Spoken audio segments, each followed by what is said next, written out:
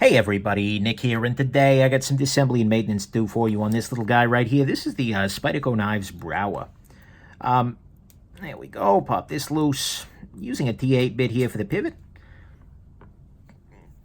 And a T6 bit, looks like.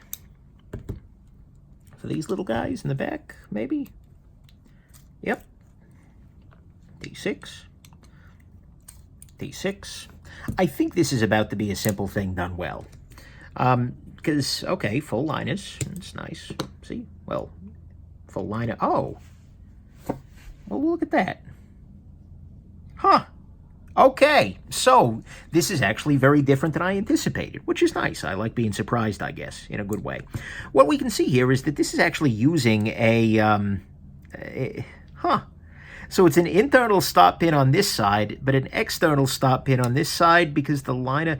This stop pin is traveling in this little track right here. And then that track is inside the G10 over here. So it is an internal stop pin, but it's external to the liner in this case. Whatever it is, it's fine. There's no objection to the construction or anything like that. It's just is what it is. But it was a little unexpected. Okay, now I'm going to get this guy off. Loose, that is. Context. All right. How am I going to do this?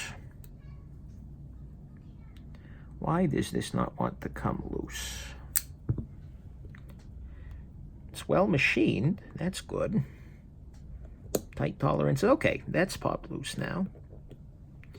The lanyard hole is a bit of a trouble. Now the real question is, why is this part not coming loose? Come on. Come on. Oh, I know you want to come loose there, Brouwer. There we go. Okay. Just was a question of getting the right leverage on it or something. It worked.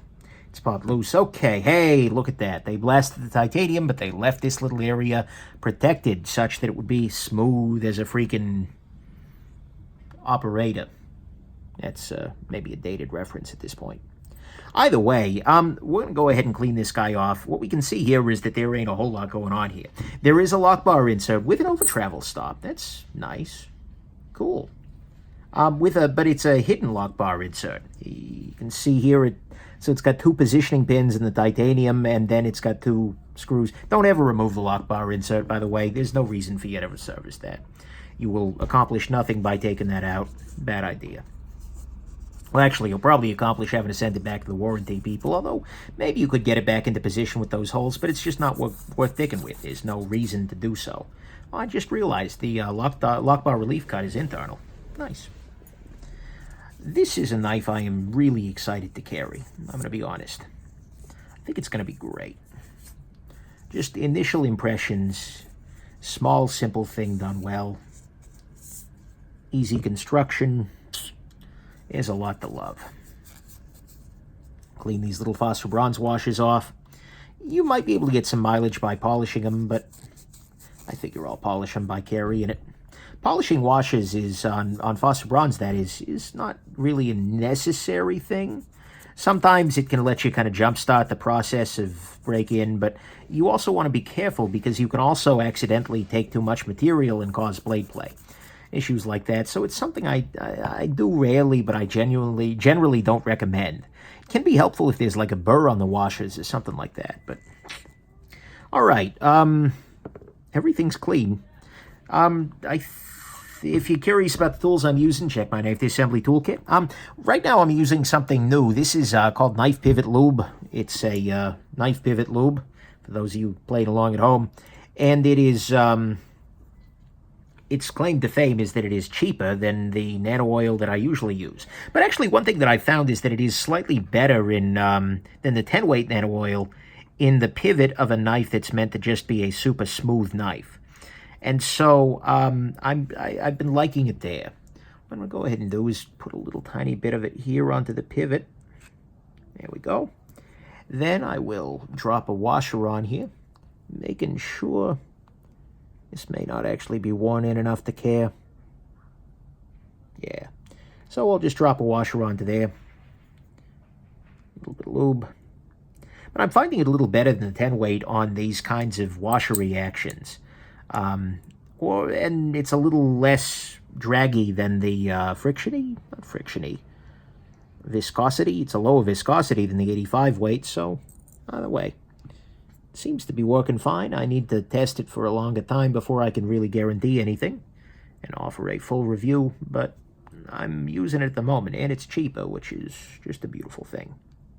There's that. And let's go ahead and drop this liner into position here.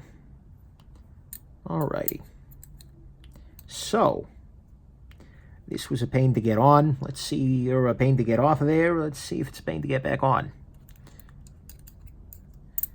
I bet, yeah, okay, so lanyard tube. Now if there we go. No, I got it. Hey, I got it. Cool. All right. I don't know what's different there, but it's probably not skill. Pop this in here. All right. Let's go ahead and drop these guys back into position. Using a little bit of blue Loctite on a stick here.